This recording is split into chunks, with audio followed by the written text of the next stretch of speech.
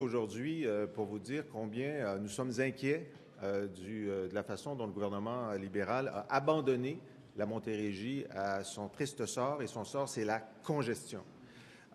Et là, on est vraiment dans un cas où un gouvernement avait non seulement des responsabilités, mais des raisons de savoir qu'une situation allait s'aggraver parce que c'est par ses propres projets que la situation allait s'aggraver. Donc, on sait que la 30 est déjà congestionnée en temps normal, en ce moment, et le gouvernement a annoncé 2 projets.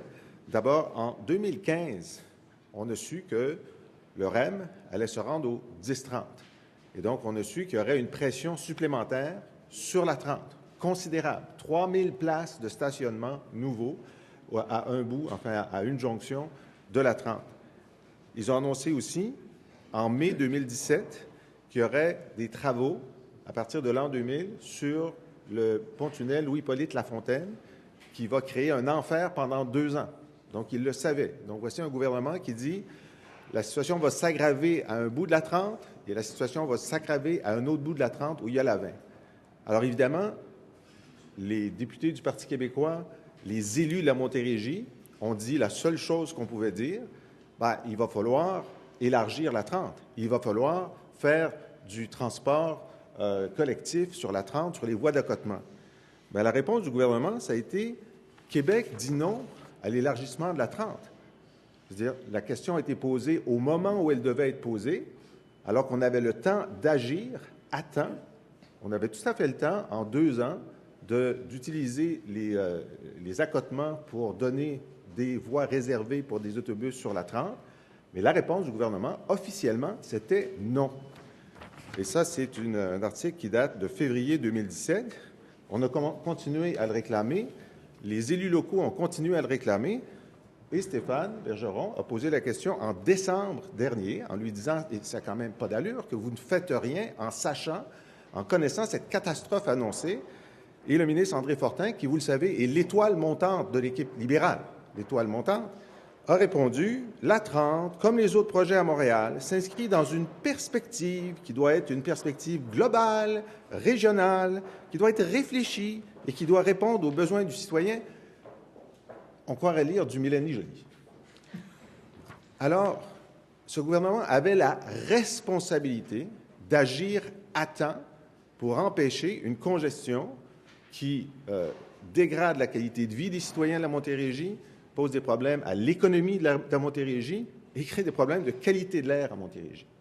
Alors, hier, plusieurs de mes collègues étaient présents à cette 3e demande globale des élus de la Montérégie d'agir en urgence. Nous, on demande au gouvernement aujourd'hui de nous donner un calendrier rapide de réalisation pour des voies rapides sur la 30 avant que le REM arrive à l'été 2021, avant que le tunnel Louis-Hippolyte Lafontaine soit entravé à partir de 2020.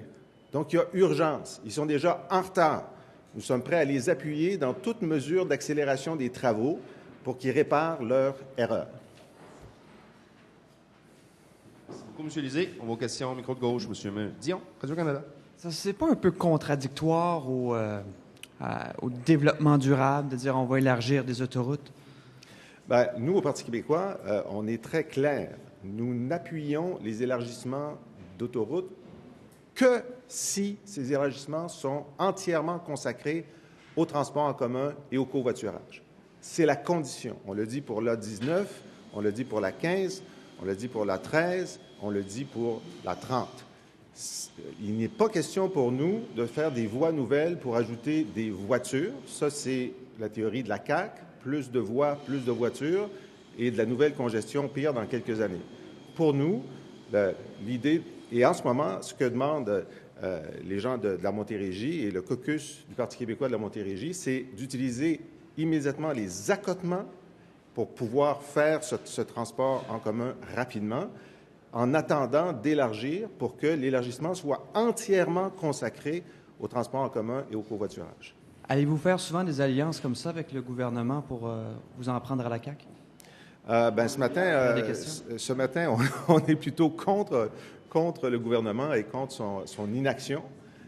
Puis je suis content de dire que sur ce sujet-là, la CAQ n'a pas été très présente. Mais je suppose que vous référez